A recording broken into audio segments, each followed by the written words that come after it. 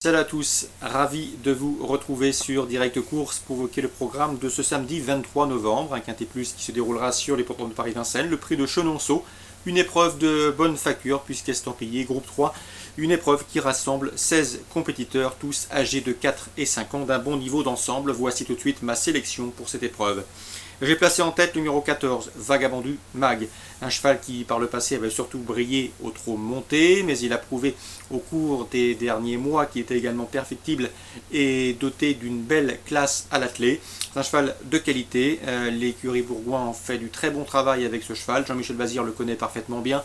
Le cheval est certes hongre, ce qui le prive à mon avis des classiques, cela dit, son potentiel reste intact. Ici, c'est un objectif pour lui, puisque comme je vous le disais, les semi-classiques et classiques lui sont fermés.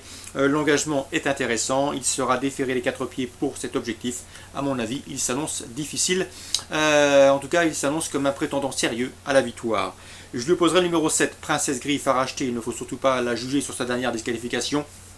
C'est une jument de qualité, elle possède une superbe vitesse de base. Si elle peut placer sa pointe au moment opportun, ses adversaires du jour ont vraiment des soucis à se faire. Elle sera confiée à Franck Nivard. Ensuite, je retiendrai le numéro 10, Hugo Deniol.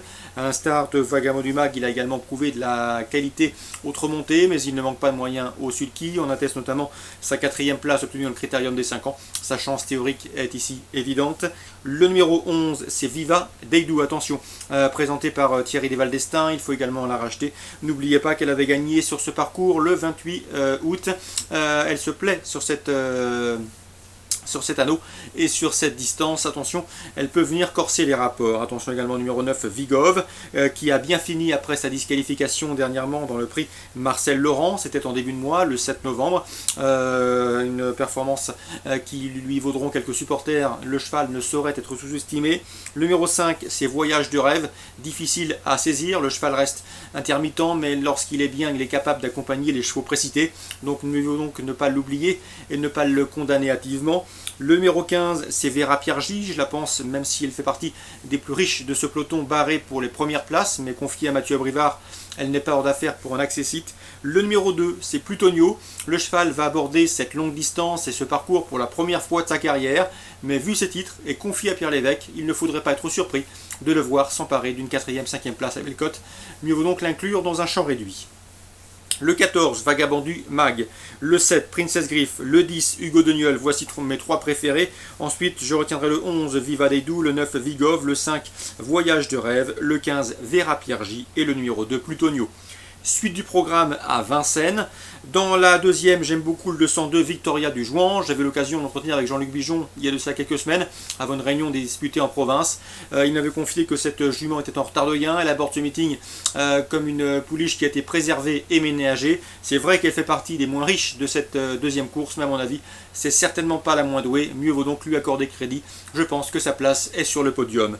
Selon moi, elle constitue une rivale sérieuse pour le 214 Villa do Touro, qui reste sur la bagatelle de 3 victoires consécutives. Une confirmation logiquement attendue. Et le 210, Volga du Châtelet, méfiance, c'est une pouliche régulière qui possède de surcroît le meilleur chrono du peloton sur ce parcours, mieux vaut donc s'en méfier. 202, 214, 210.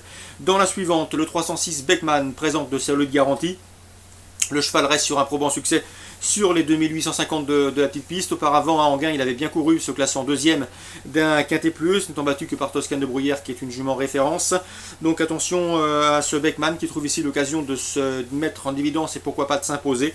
Le 301 T de Chine vient d'effectuer sa rentrée à Vincennes. Il a maintenant une course de rentrée dans les jambes. Il faut commencer à le suivre car ce cheval a été réservé pour le meeting. Certes, il est mieux lorsqu'il peut être déféré les 4 pieds. Il le sera ferré ici. Mais je vous conseille de commencer à le suivre. Suivez son comportement. Et à mon avis, il devrait pouvoir se mettre en évidence à plusieurs reprises au cours du meeting. Un cheval, comme je vous le disais, préservé pour cette période. 306 Beckman et on surveillera le 301 Tetchin. En tout cas, on surveillera son comportement. Dans la finale de la Coupe des amateurs, eh bien, on fera confiance aux épreuves qualificatives et préparatoires, à savoir les demi-finales. Dans le groupe B, Théophilo, le 614, s'est imposé avec de la marge, donc il convient de lui accorder un large crédit dans cette finale. C'est le 614 Tofilo, entraînement Yannick Alain-Briand, drivé par sa compagne Sophie Blanchetière. Le cheval revient à Vincennes avec de sérieuses prétentions. Ce jour-là, le 606 Tipol de Naples a été drivé sagement, en dedans, caché. Son driver s'était forcé de ne faire que la phase finale, finissant bien. C'est un attentiste, un cheval qui doit bénéficier d'un parcours caché. Quand c'est le cas, il est capable de finir vite. Je pense qu'il est capable ici de finir ce podium.